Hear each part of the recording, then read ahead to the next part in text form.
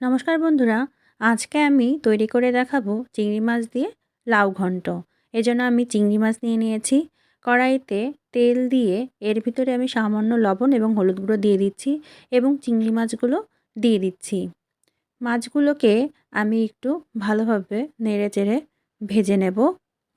ভাজা হয়ে গেলে একটা পাত্রে আমি তুলে নেব। এরপর ওই একই তেলে আমি জিরা, তেজপাতা এবং শুকনো লঙ্কা ফোড়ন দেব। আর দেব আদা থেঁতো করে দেব আর সামান্য পেঁয়াজ কুচি দিয়ে দেব। এটাকে একটু ভালোভাবে নেড়ে চেড়ে হালকা একটু ভেজে নেব। এখন এর ভিতরে আমি দিয়ে দেব আগে থেকে কেটে রাখা লাউ।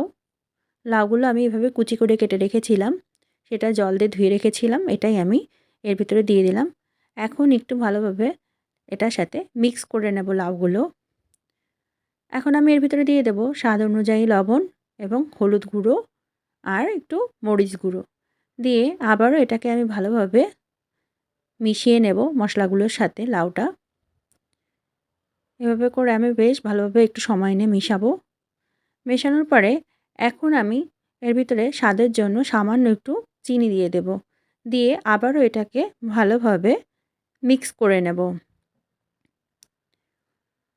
এভাবে করে নাড়াচাড়া করে নেব। নাড়াচাড়া করে বেশ ভালোভাবে মিক্স করে দেব। আমি এখানে কোনো জল ইউজ করব না, কারণ দেখতেই পাচ্ছ লাউ থেকে কতটা জল বেরিয়ে গিয়েছে।